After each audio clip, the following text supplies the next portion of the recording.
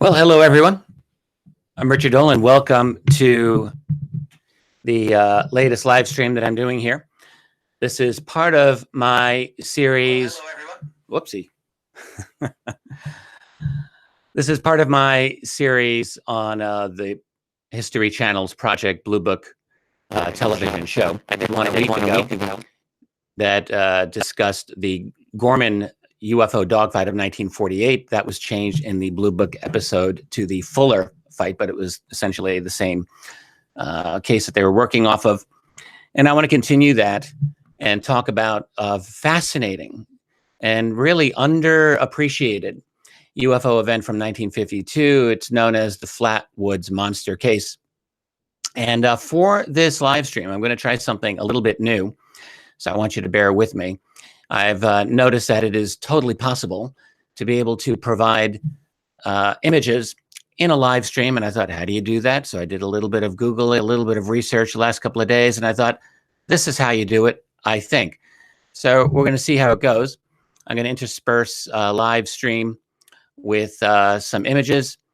And hopefully you'll say, wow, Dolan finally belatedly figured that thing out. I think it's really important to know that the best research ever done on the Flatwoods monster case is done by this man here. This is Frank Feschino. And I've met Frank a few times over many years, but not enough times. He did a few UFO events, and I think I bought, or maybe he was nice enough to give me a copy of this book called The Braxton County Monster, the cover-up of the Flatwoods monster revealed. Stanton Friedman did the forward, and let me tell you, this is a really excellent book. Yeah, I came back to my little screen here. Isn't that nice? So what Frank did, and I haven't even spoken with him about this. I hope he doesn't mind me giving him a plug, but he really deserves it. So he, unlike anyone else, did so much groundwork going behind the scenes to meet with as many original witnesses as possible, which even in the 1990s, when he researched this, was very, very significant number of people he was able to talk to. I'll get into some of that in a minute. And heads up, I'm going to really try to find Frank to do an in-depth radio program with him so that he can describe some of the true details of this case that I'll only be able to touch on here with you. But one of the things that Frank pointed out is that in 1952, when this event happened, of course, that was a very significant year of UFO sightings in the United States. Sightings were totally through the roof.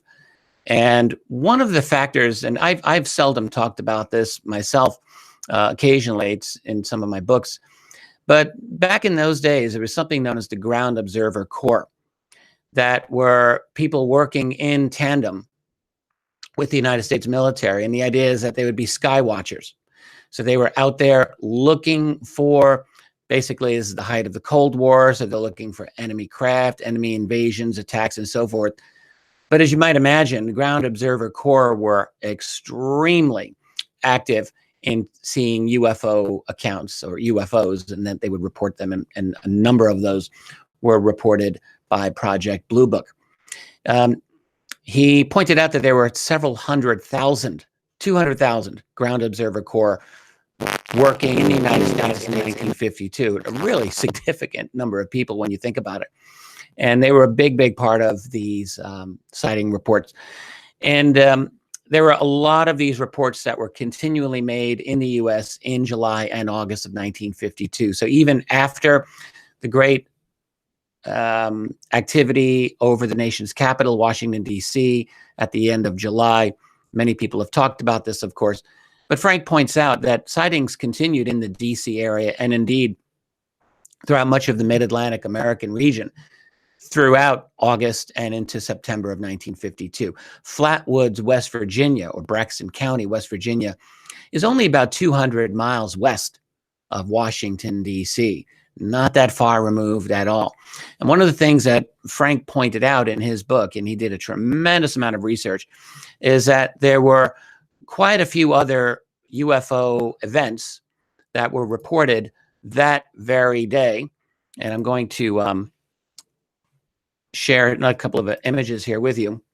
So this is an illustration from Frank's book. And by the way, he's a very accomplished illustrator. This is one that he did. And this was based on a sighting early morning, about 3:35 in the morning over Middletown, Pennsylvania, near Olmsted Air Force Base. At 3:35 in the morning, there was the sound of heavy artillery or something that sounded like heavy artillery. There was one patrol guard on duty at Olmsted who saw a maneuvering blue light or object flying overhead. And it looked something like this. This is Frank's illustration. But this patrol guard himself did read sketches. I've not seen those sketches. Project Blue Book investigated. He spoke with them. There was no sound coming from this thing, and there was no indication of what this thing could have possibly been. The Air Force asked him, "What do you think this is?" And he said, "Not the slightest idea." There is another image that Frank has in this, and this is another object that he drew, but this is from the Washington, D.C. area the evening of September 12th, at the same time that people were seeing the creature in West Virginia. There was an object that was seen streaking across Washington, D.C. In fact, this is a UFO moving west from the Atlantic Ocean toward the coast. No identification. This was considered a threat. It was on direct course with the capital, went past Washington, D.C. It was, according to witnesses, engulfed in flames. Not the same as the Flatwoods craft, but similar to the Flatwoods craft. And what he ends up arguing in his book is that there were actually about 3 specific aerial events emanating from the Atlantic coast going across the United States. The Flatwoods, West Virginia, was one of those 3. This was another of those 3. And so that's what you see. Now, the event itself began with a bunch of these boys in the region, in the town of Flatwoods, West Virginia, and they're playing football. And they are seeing an aerial object that is zooming past them, actually not, but soaring past them at a pretty good clip, but not fast enough, in the opinion of any of the witnesses, to be a meteorite. In fact, 1952, UFOs were very much in the news. Flying saucers were being talked about, and some of the kids, and they're from ages 14 down to like 10 or 11. Most of them are 13 and 14 years of age, and a few of them are saying, "I wonder if this is a flying saucer." The object goes over their head, directly over them, and it appears to land. There's no sound that anyone's detecting, incidentally, and it lands or seems to come down on a nearby hill or mountain. You can call it either one. They're very tall hills, very low mountains.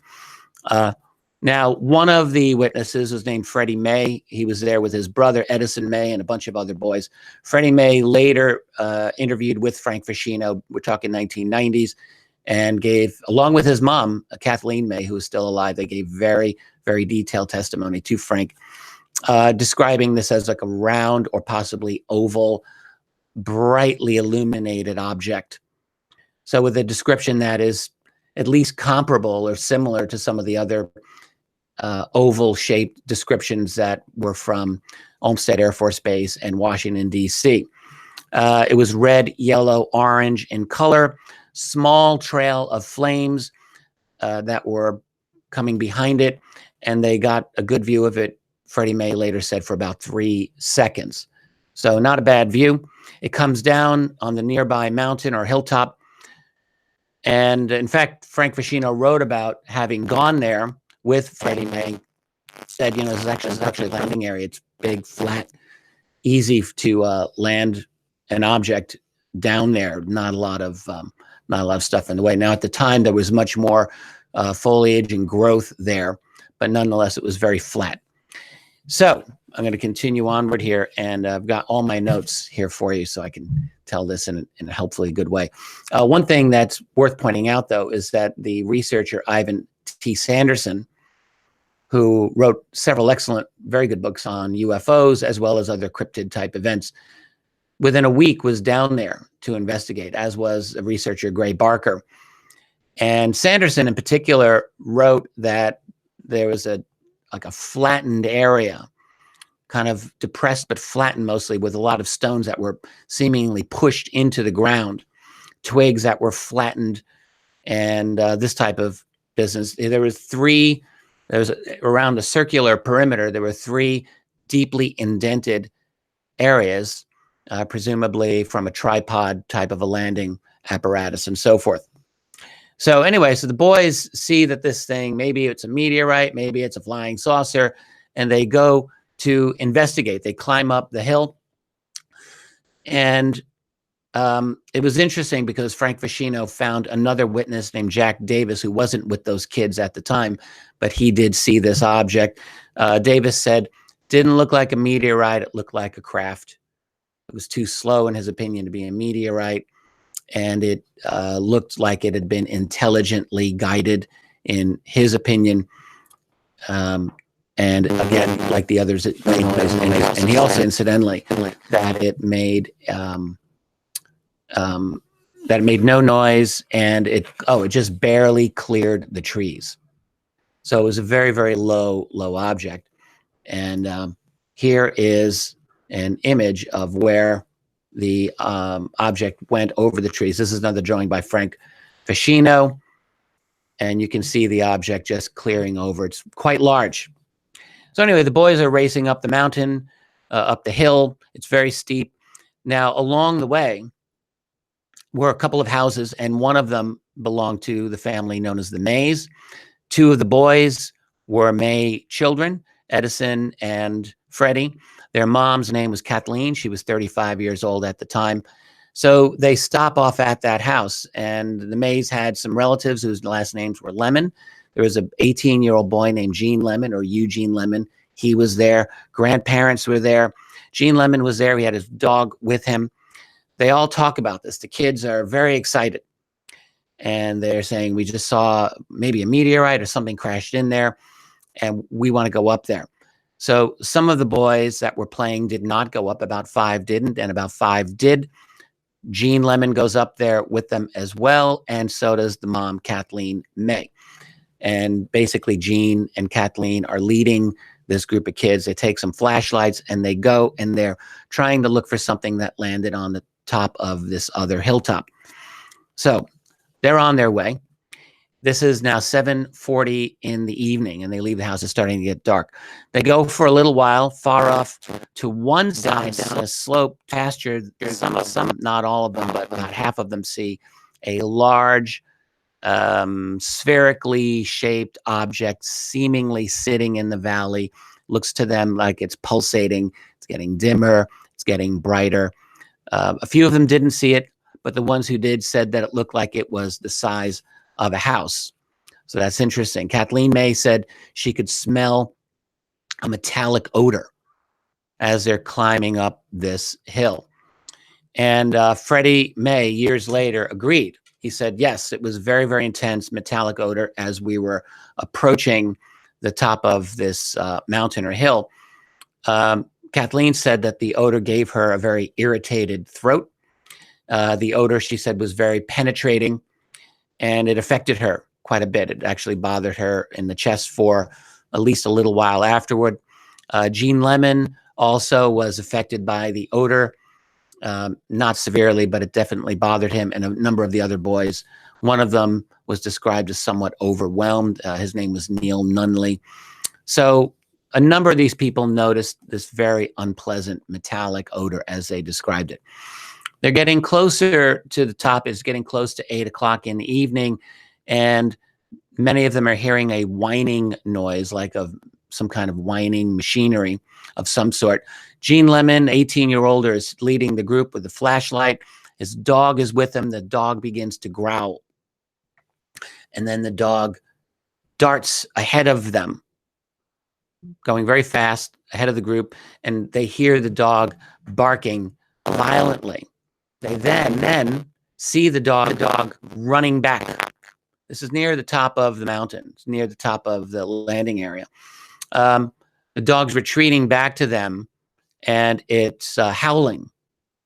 And it goes past them down the hill toward the village, where it was discovered that it had vomited on a veranda or someplace like that, and shortly after died.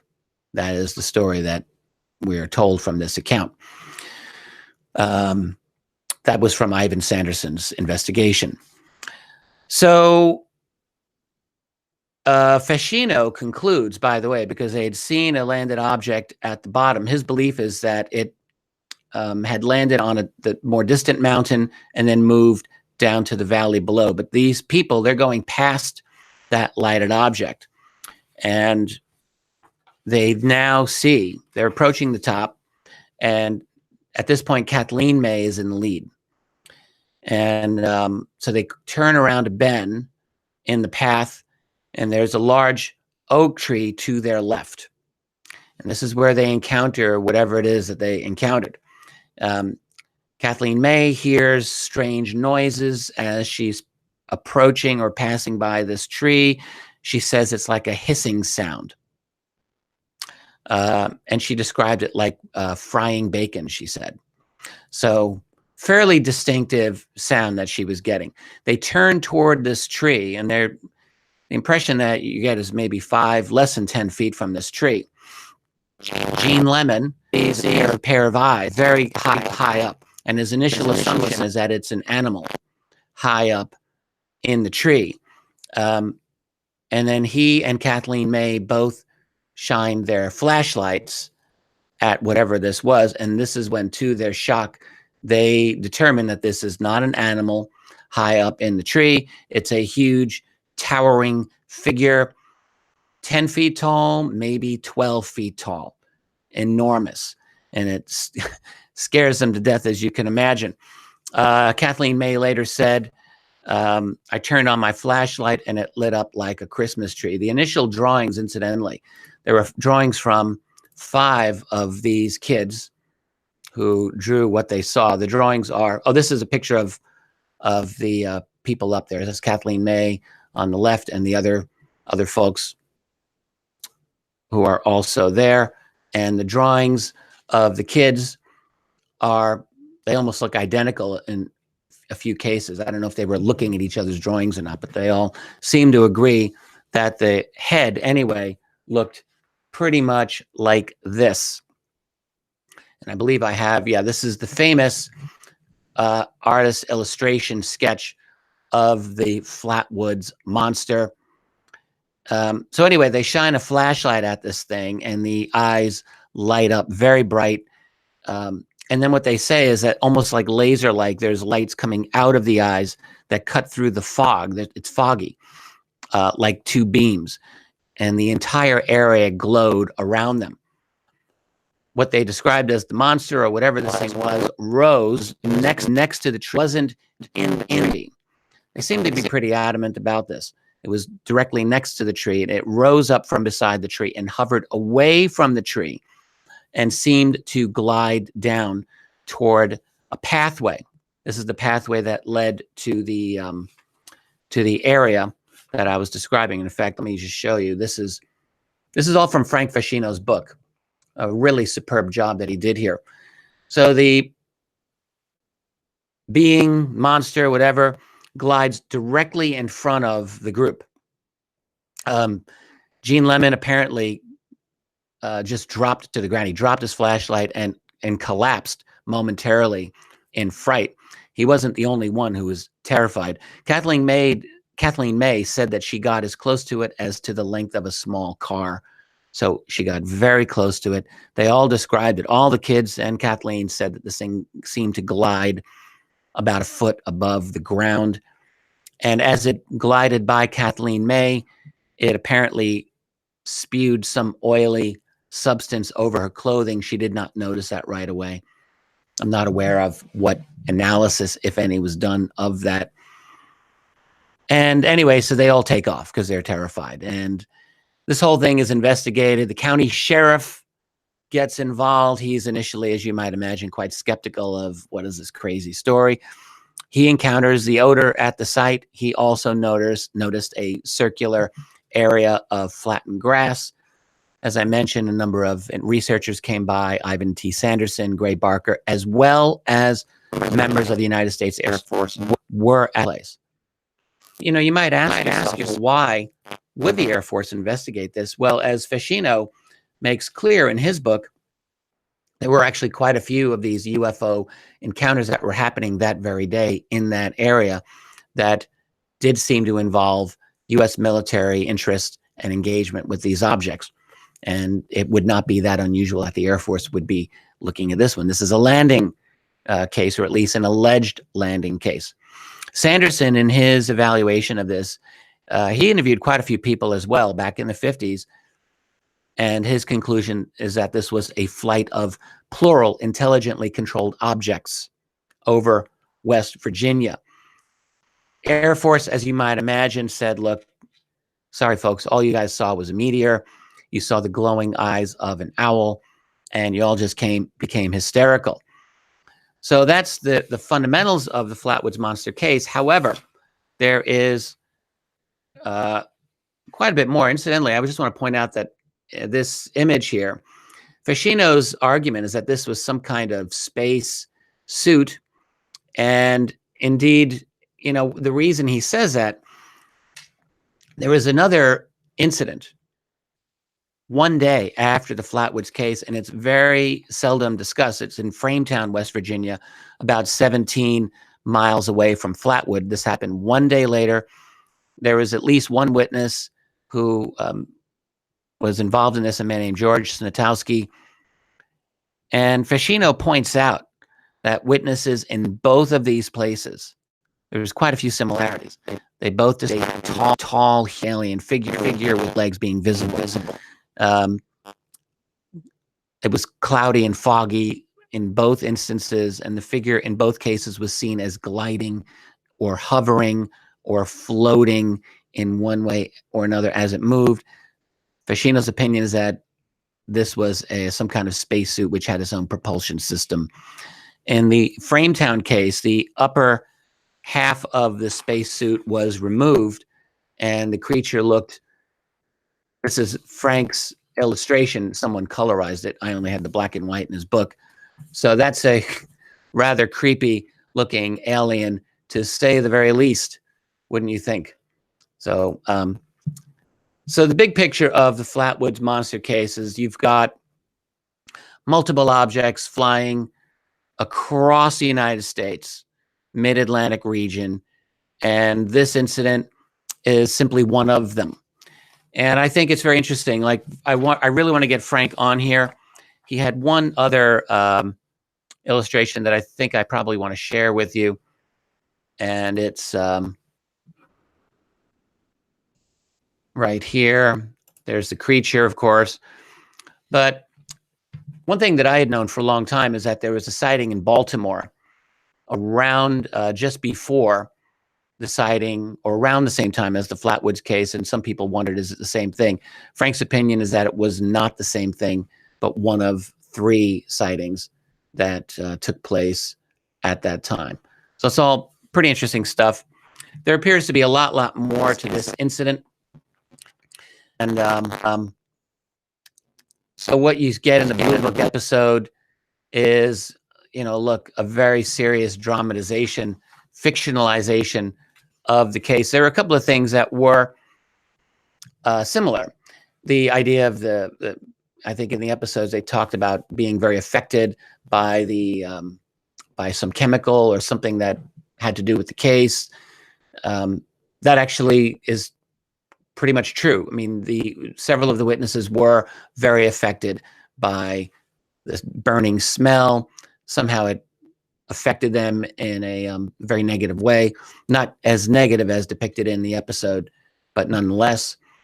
And the fact that these witnesses were dead serious, absolutely convinced about what they claimed to have seen.